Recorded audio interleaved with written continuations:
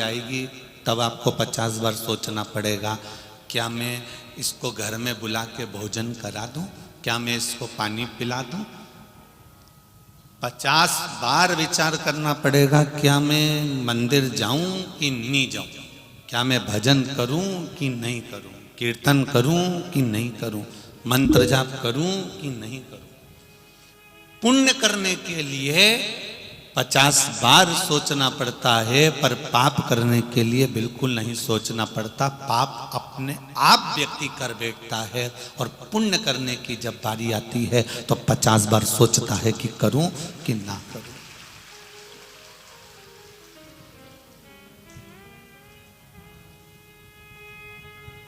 दुकान जाने के बाद वापस घर आते हो, नौकरी करने के बाद वापस घर आते हो, सब्जी लेने के बाद वापस घर आते हो, सामान लेने के बाद वापस घर आते हो। शिव महापुराण की कथा कह रही है, अगर हमने जिंदगी का एक नियम ऐसा बना लिया कि जैसे दुकान गए तो वापस घर आए, बाजार गए तो घर आए, नौकरी पर गए तो घर आए, उसी तरह एक नियम बना लो कि मैं पाप करूं चाहे पुण्य करूं, मैं भी एक घर है मेरे महादेव का, उसके दरवाजे पर जरूर जाऊंगा। हम पहले भी कथा में कहे, आज फिर आप लोगों से कहते हैं, जितने लोग आस्था चैनल पर सुन रहे हैं, फेसबुक यूट्यूब पर सुन रहे हैं, पुण्य श्री शिव महापुराण की कथा इस मालेगांव की पावन धरा से चल रही है। आप अपने स्थान पर बैठकर जो कथा सुन रहे हैं, एक बात का स्मरण रखना, बच्चा यदि नाली में गिर जाता है, गटर में गिर जाता है, कीचड़ में गिर जाता है, खड्डे में गिर जाता है, लोग उसको निकाल देंगे पर उसके कपड़े नहीं बदलेंगे। बदलेंगे क्या? नहीं बदलेंगे। लोग उसको गोदी में बिठाएंगे क्या? नहीं बिठाएंगे। लोग उसको गले से लगाएंगे क्या? नहीं लगाएंगे, क्योंकि वो गटर में गिर गया, वो कचरे में गिर गया, वो खड्डे में गिर गया। पर बच्चा खड्डे में गिरा, पूरा कीचड़ में लदा लूम है, पूरा गटर के पानी में, बेकार पानी में लदा, कपड़े बेकार हो गए हैं। और अगर वो माँ के पास पहुंच गया, पिता के पास पहुंच गया, तो माता पिता उसके कपड़े नहीं देखेंगे, सबसे पहले उसको गले से लगा लेंगे कि मेरा बेटा आया है, ये मेरा पुत्र आया है। माता पिता उसको अपने हृदय से लगा लेंगे कि मेरा ये पुत्र आया हुआ है। उसको कपड़े नहीं दिख रहा है, उसको अपना पुत्र दिख रहा है, उसको अपना बेटा दिख रहा है। उसी तरह जैसे गटर में पड़े हुए बच्चे को माता पिता गले से लगा लेते हैं, उसी तरह से पाप कर्म में अगर कोई लिप्त भी हो गया है, तो भी अगर वो शिव की शरण में गया है तो शंकर उसको गले से लगा ही लेते हैं।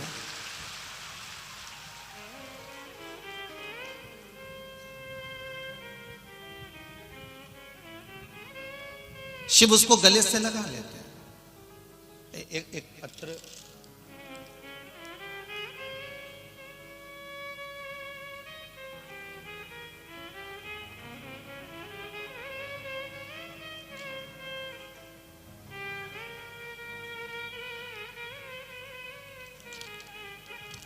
इसको पत्र लिखने के लिए कोई कागज नहीं मिला, इसलिए पत्तल पे लिखा है।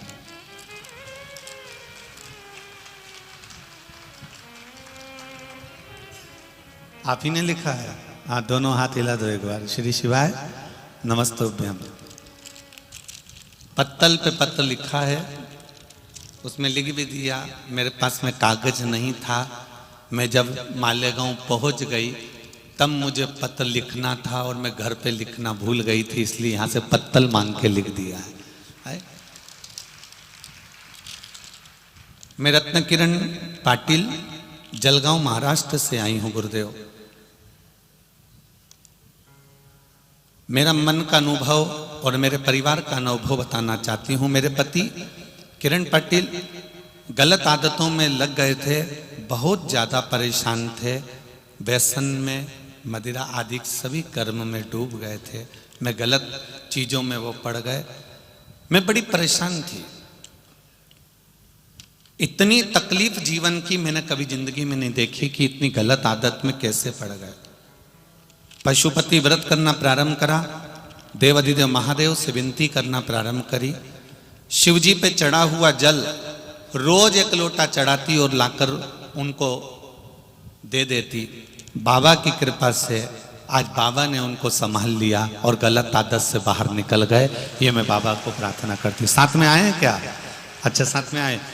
पाटिल जी बहुत बहुत साधुवाद।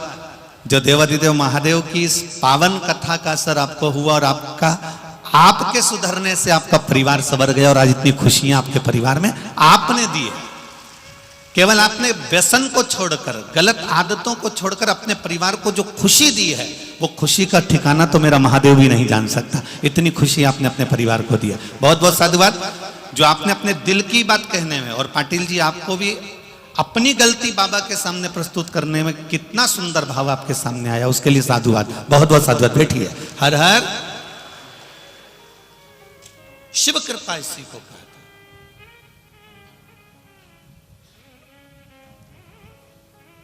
ये शिव महापुराण की कथा नहीं है, ये बच्चों का इस पिता के प्रति, शिव के प्रति प्रेम है, जो यहां पर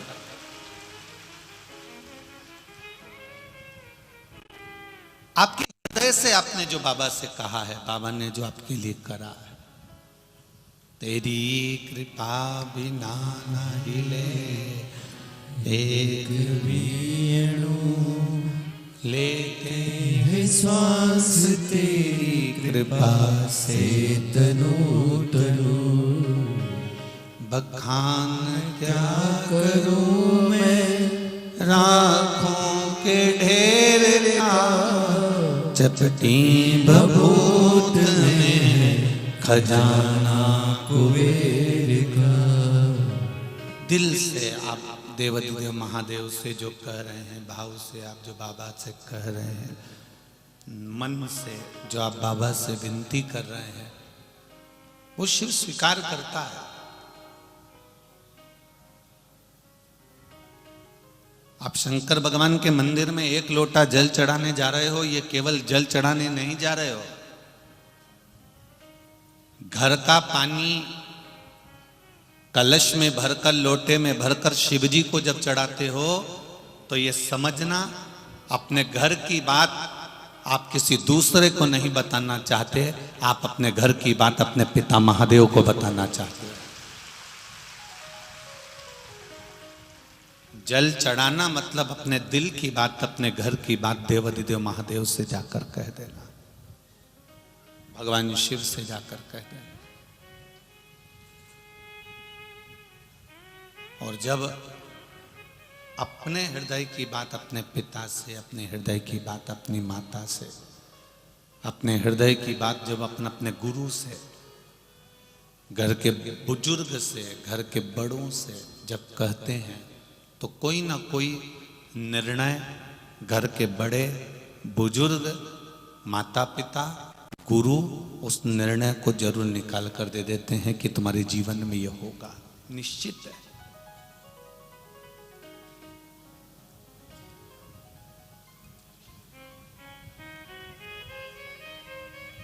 किसी मंदिर में जाकर बैठ जाओ, घर छोड़ दो, इसमें बहुत सारा पुण्य मिल जाएगा। कोई ऐसा कहता हो तो उसको नमन कर लेना। कोई तुमसे कहे कि गोदावरी के तट पर जाकर बैठ जाओ, कृष्णा के तट पर जाकर बैठ जाओ, गंगा के घाट पर जाकर बैठ जाओ, नर्मदा के घाट पर जाकर बैठ जाओ, घर परिवार छोड़ दो, काम धंधा छोड़ दो, पुण्य मिल जाएगा, तो उसके चरण धो लेना कि हमसे नहीं बनेगा। ये हमारे बस की बात नहीं है।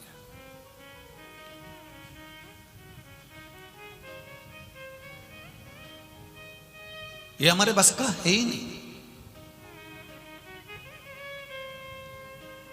घर छोड़ देने से क्या पुण्य मिल जाता है? परिवार छोड़ देने से क्या पुण्य मिल जाता है?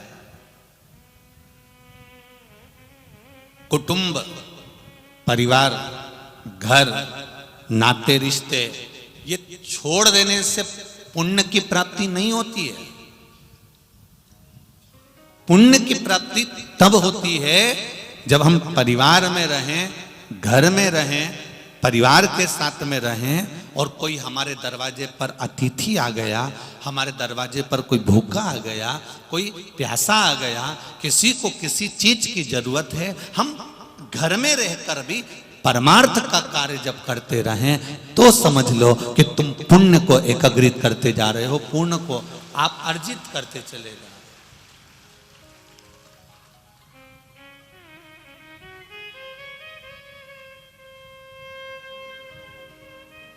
जीवन में जब दुख आए ना, जीवन में जब तकलीफें आए, कष्ट आए, रोग आए, बीमारी आए, कुछ हमारे जीवन में दुख की घड़ियां जब सामने आकर खड़ी हो जाए तो समझ लेना कि तुम्हारा पाप कट रहा है। क्या कट रहा है? जम के बोलो जरा, पाप कट रहा है। और जब हम एसी के कमरे में सो रहे हों, डल्लब के गद्दे पर सो रहे हों, 4 व्हीलर गाड़ी में खूब घूम रहे हों, खूब एंजॉय कर रहे हों, जिंदगी का खूब एंजॉय कर रहे हों, समझ लेना कि तुम्हारे पास में जो पुण्य है बहुत सारा, वो पुण्य अब खर्च होना प्रारंभ हो चुका है। धीरे धीरे वो पुण्य धीरे धीरे धीरे धीरे जा रहा है। तब उस समय पर जब पुण्य बहुत खर्च होने लगे तो तुमको आनंद आने लगेगा। हमारे यहाँ एलईडी आ गई, हमारे यहाँ एलसीडी आ गई, हमारे यहाँ फ्रिज आ गए, हमारे यहाँ गाड़ी आ गई, हमारे यहाँ बंगला आ गया, मेरा बेटा ये हो गया, मेरी बेटी ये हो गई, मेरा बेटा ये हो गया, मेरे यहाँ इतना धन हो गया, मेरे इतना बेबह हो गया। समझ लेना अब पुण्य तुम्हारा खर्च होना प्रारंभ हो गया है। जब पुण्य खर्च होना प्रारंभ हो जाए, बहुत खुशियां भगवान देना प्रारंभ कर दे, समझना कि पुण्य धीरे धीरे धीरे समाप्त हो रहा है। उस समय पर अपने को तुरंत तैयारी कर लेना चाहिए। जब भगवान ज्यादा धन देने लगे, बच्चे लोग अच्छे हो जाएं, खूब कमाने लगे, तो वापिस पुण्य को बढ़ाने का काम चालू करना। किसी गरीब को भोजन कराना, अतिथि का सत्कार करना, किसी को दवाई की जरूरत हो उसको दवाई दिलवाना, किसी को शिक्षा की जरूरत हो उसको शिक्षा करवाना। ये हमारा पुण्य अब हम और अर्जित करना प्रारंभ कर, हमारे पुण्य को और अर्जित करना हम प्रारंभ कर दें, हम पुण्य को और आगे बढ़ाएं। अब ये पुण्य हमारा और आगे बढ़ता चले। सुख जब आए तो समझ लो कि पुण्य हमारा खर्च होने लगा है। तो क्या करोगे? उस खर्च के साथ में और अपनी आय को बढ़ाना है, पुण्य को बढ़ाना है। पुण्य बढ़ेगा कैसे? मंदिर में बैठने से पुण्य नहीं बढ़ेगा।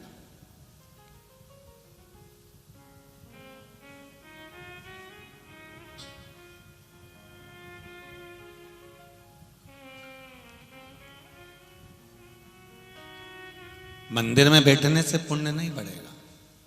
नर्मदा जी के घाट पर, गंगा जी के घाट पर बैठने से पुण्य नहीं बढ़ेगा। गंगा के घाट पर बैठने से पुण्य नहीं बढ़ेगा। माला लेकर बैठने से पुण्य नहीं बढ़ेगा। पुण्य कब बढ़ेगा? जब आप किसी साधारण व्यक्ति के काम आ जाओ, किसी के दुख की घड़ी में आप पहुंचकर कुछ अच्छा कर कर उसके चेहरे पर स्माइल दे दो, समझ लो कि आपने पुण्य कमा लिया, आपने पुण्य कमाया।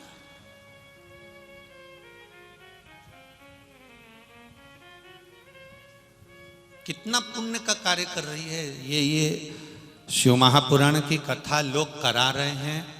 कराने के साथ में सियोर वाला महाराज आया, कथा कह दिया, आप आए, कथा सुन ली, समिति ने कथा करा ली, दादा भागू से जी ने कथा करवा ली और समिति ने कथा करवा ली। ये एक अलग बात है, पर समिति का पुण्य कहाँ है? तो समिति का पुण्य किस जगह पर दिखता है?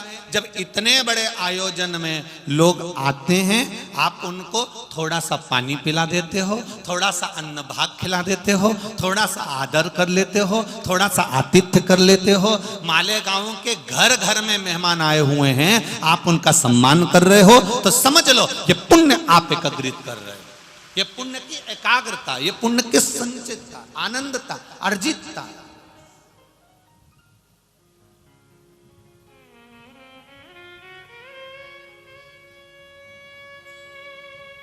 कोई मोटरसाइकिल पे आ रहा है, कोई रिक्शे में आ रहा है, कोई लोडिंग ऑटो में आ रहा है, कोई बस में आ रहा है, कोई गाड़ी में आ रहा है, कोई ट्रक में आ रहा है। जब ट्रक वाला ट्रक चला के ला रहा है, उसको मालूम है पूरी यात्री बैठे हुए हैं, ट्रक वाले ने एक जगह पर गाड़ी को रोक दिया और रोक कर कहा रुको रुको, यहाँ पर पानी अच्छा मिल रहा है, सब पानी पी लो, उतरो जल्दी से, अपन चलेंगे भी कथा में, सब पानी पियो। जैसे ही सब उतरे और उतर कर सबने पानी पिया, पानी इनने पिया, पर पुण्य उस ट्रक चलाने वाले को मिल गया कि उसने पानी पिलवा दिया। कोई प्यासा भी था, कोई प्यास से बिलख भी रहा था, उसको लग भी रही थी प्यास, पर रुक नहीं रहा था कि वहां जगह नहीं मिलेगी, जल्दी चलना है, जल्दी चलना है, जल्दी चलना है, मालेगांव पहुंचना है, कथा में जाके बैठना है, आगे आज रविवार अलग है, लाखों लोग आए हैं, कहीं अपन आगे बैठ जाएंगे, व्यवस्था कर लेंगे। तो वो जल्दी के चक्कर में प्यासा भी रह रहा था, पर उस ट्रक वाले ने कहा मेरे को थोड़ा सा काम है, मैं काम कर रहा हूं, तुम सब उतरो, सामने नल लगा है, हापसी लगी है, हेड पंप लगा हुआ है, बावड़ी है, कुआं है, पानी पी लो। और सब ने पानी पिया, सब संतुष्ट हो गए, उसका पुण्य उस ट्रक वाले को मिल गया, उसका फल।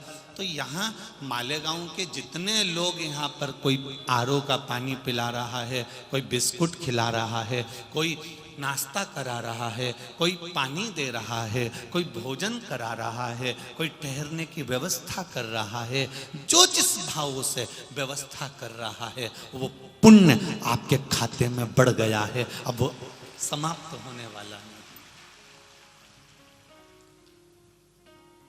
अब वो समाप्त नहीं होने वाला।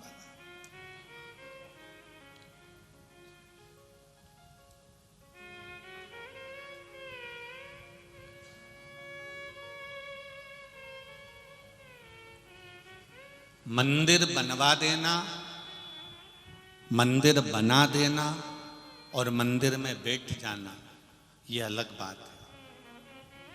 पर उस मंदिर में पीने के पानी की कहीं व्यवस्था करवा देना, कहीं नल लगवा देना, कहीं लोगों के आने वाले यात्रियों के लिए कोई सुविधा की चीज लगवा देना, वो चीज जो यात्रियों की सुविधा के लिए लगवाई गई है, लोगों के लिए जल की व्यवस्था करी गई है, लोगों के लिए कोई दूसरी व्यवस्था यात्रियों के लिए मंदिर में करी गई है, किसी के द्वारा कोई चीज लगा दी गई है, समझ लो वो पुण्य का एक काम तुमने जिंदगी में कर लिया, वो अटल हो गया, अजर।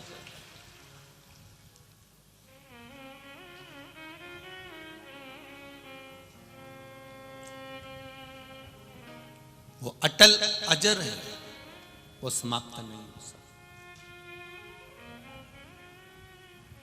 मत बुरे कर्म कर बंदे, वरना पछताएगा,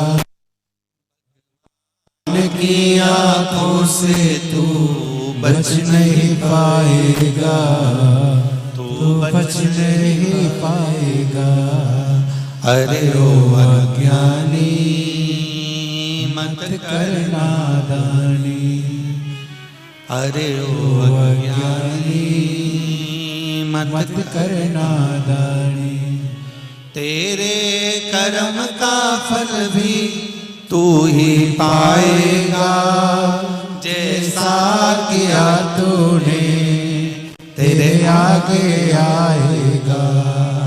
मत बुरे कर्म कर बंदे, मत बुरे कर्म कर बंदे, वरना पछताएगा। भगवान की आंखों से तू बच नहीं पाएगा, तू बच नहीं पाएगा। ये पुण्य करने का ये मौका मिला है हमको।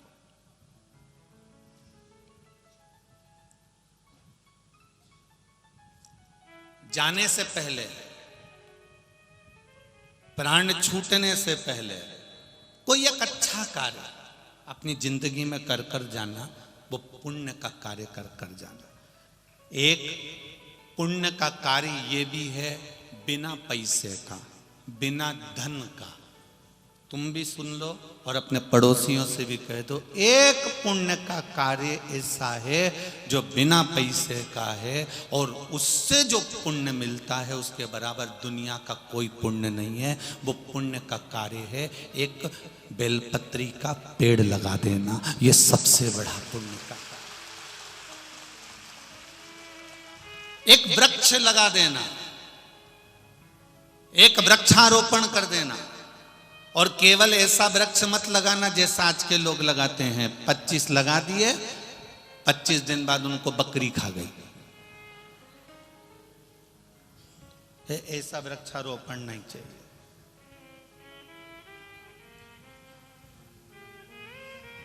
दिखाने का वृक्ष लगाया था, इतने इतने से पौधे लेके आए थे। अब वो इतना सा पौधा बड़ा होने में कितना समय लेगा। अगर वृक्षारोपण करना ही था तो थोड़ा सा वृक्ष बड़ा लेकर आते, उसके पास में जाली लगाते, रोज पानी डालने वाले को लगाते, तो कम से कम 25 वृक्ष में से अगर 5 वृक्ष भी बड़े हो जाते तो जिंदगी भर का पुण्य प्राप्त हो जाता। हमने पेड़ भी लगाए तो इतने से लगाए, छोटा छोटा। बकरी को थोड़ी ना मालूम है कि ये कौन ने लगाया, बकरी को तो पेड़ से मतलब था, खा गई।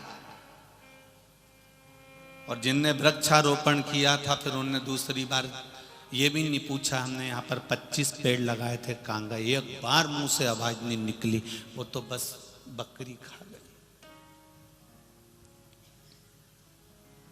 एक पुण्य का कार्य ये भी है जो बिना पैसे का।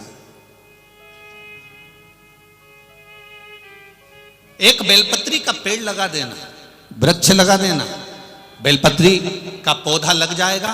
आप चले भी गए, कोई बेलपत्री तोड़ेगा, शंकर भगवान पर चढ़ाएगा, बेलपत्री के नीचे बैठेगा, ठंडी हवा लेगा, बेलपत्री के वृक्ष की थोड़ा सा जल समर्पित कर कर अपने जीवन का सुख पालेगा। ये भी तो एक पुण्य का कार्य है, ये भी तो एक आनंद का कार्य है।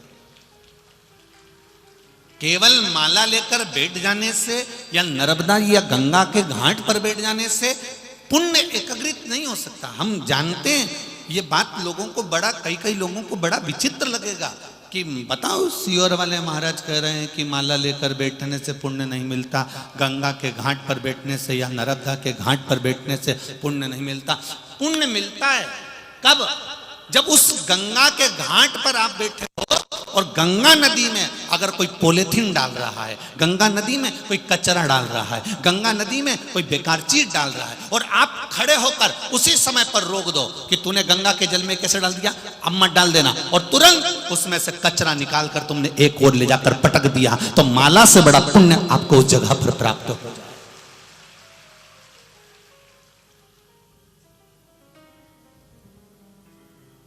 माला से बड़ा पुण्य हमें उस जगह पर प्राप्त हो जाए।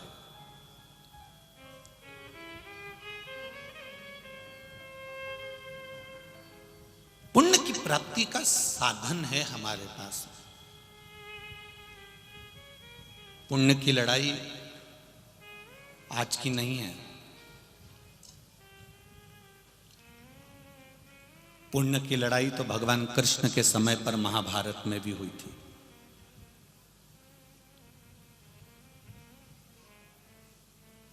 भगवान कृष्ण ने जो पुण्य कमाया था और भगवान कृष्ण ने जो पुण्य को लगाया था, उसकी भी एक कथा हमारे यहाँ महाभारत में वेद व्यास जी ने लिखी है। महाभारत का उद्योग पर्व, महाभारत में अलग अलग पर्व लिखे हुए हैं, उसमें उद्योग पर्व, उसमें वर्णन आता है कृतवर्मा का।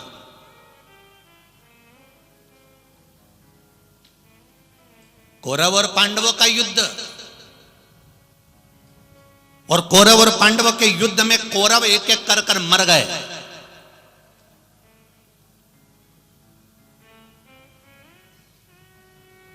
पांडव जीवित थे, धृतराष्ट्र जीवित थे, गांधारी जीवित थी, कृतवर्मा जीवित थे, कृपाचार्य जी जीवित थे।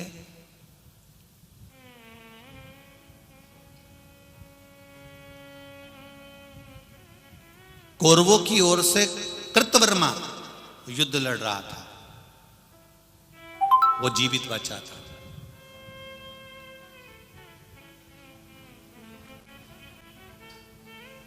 कौरवों की ओर से युद्ध लड़ने वाला कृतवर्मा, इधर पांडव जीवित थे, दुर्योधन मर गया, उसके 99 भाई मर गए, पर युद्ध समाप्त नहीं हुआ, युद्ध चलता रहा।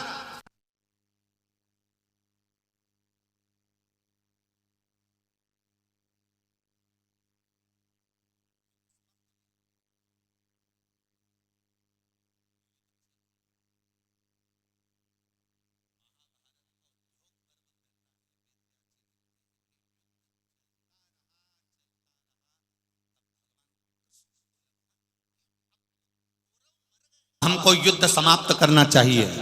कौरव मर चुके हैं, पांडव जीवित हैं, पांडव को विजय दे देना चाहिए। इतनी देर में कृतवर्मा ने कहा पांडव को विजय कैसे दे दें, अभी हम जिंदा बैठे। और जब तक कृपाचार्य बैठे हैं, कृतवर्मा बैठा है, धृतराष्ट्र बैठे हैं, गांधारी बैठी है, और भी थे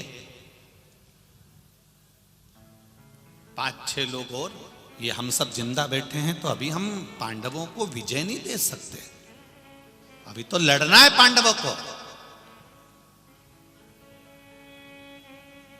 भगवान कृष्ण ने मन में सोचा, बताओ बेचारे, जो दुर्योधन था वो तो मरी गया, दुशासन था वो मरी गया, ये सब मर गए, अब जीत भी लेंगे तो इनको मिलना है राज्य। भगवान कृष्ण ने कहा नहीं नहीं, कौरव और पांडवों का युद्ध अब समाप्त हो रहा है। नहीं, युद्ध ऐसे समाप्त नहीं हो सकता, विजय निश्चित करना पड़ेगी कि विजय किसकी हुई है। जब तक उसकी सेना शामिल है, कौरवों की सेना शामिल है, जब तक कौरवों की पक्ष के लोग जिंदा हैं, तब तक विजय हम पांडवों को नहीं दे सकते। आप लड़िए, युद्ध लड़िए।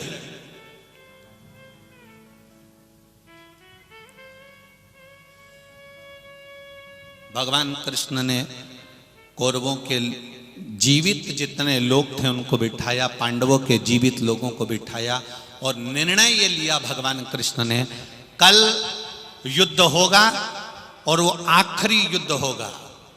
3 बाण पांडवों की ओर से चलाए जाएंगे और 3 बाण कौरवों की ओर से चलाए जाएंगे।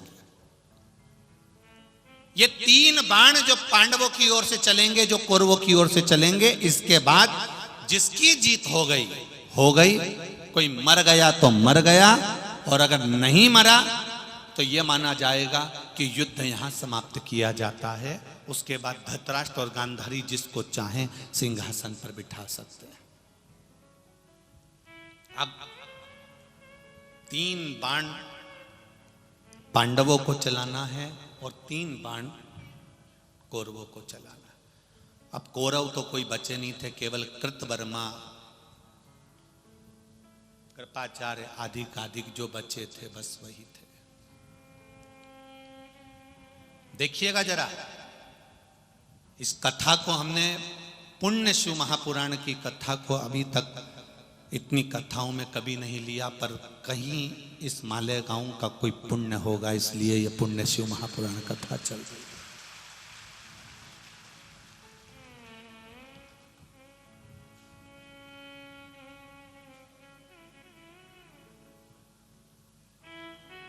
इस मालेगांव की धरा पर कोई पुण्यवान जीव ऐसा होगा जिसके कारण ये पुण्य शिव महापुराण की कथा उसके खाते में जा रही है। विचार करिएगा जरा।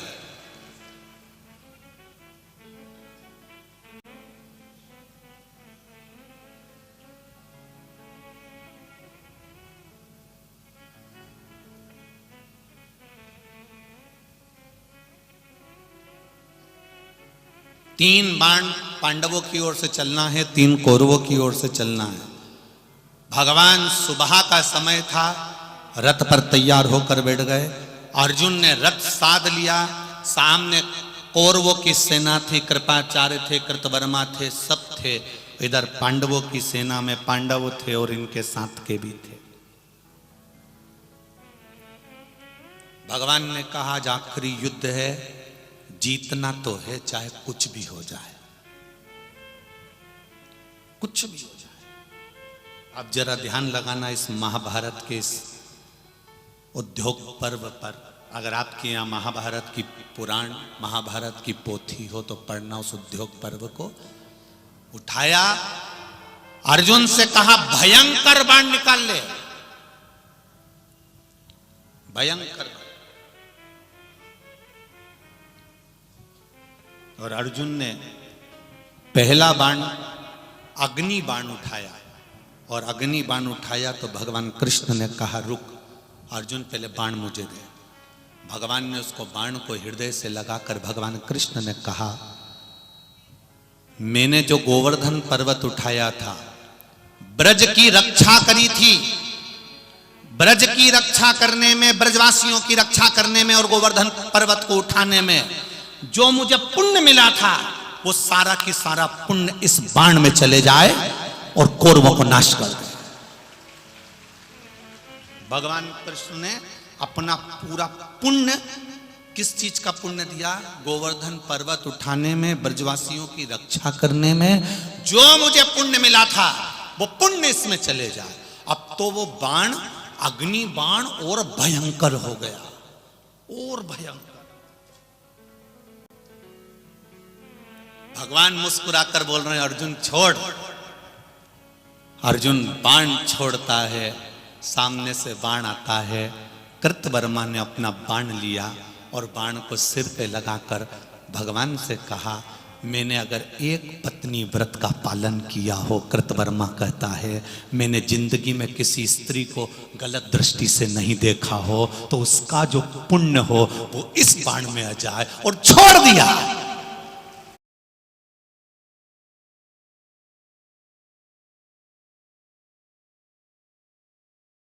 भगवान कृष्ण का बाण पीछे और कृतवर्मा का बाण आगे था। केवल किसी नारी को कृतवर्मा ने कभी गलत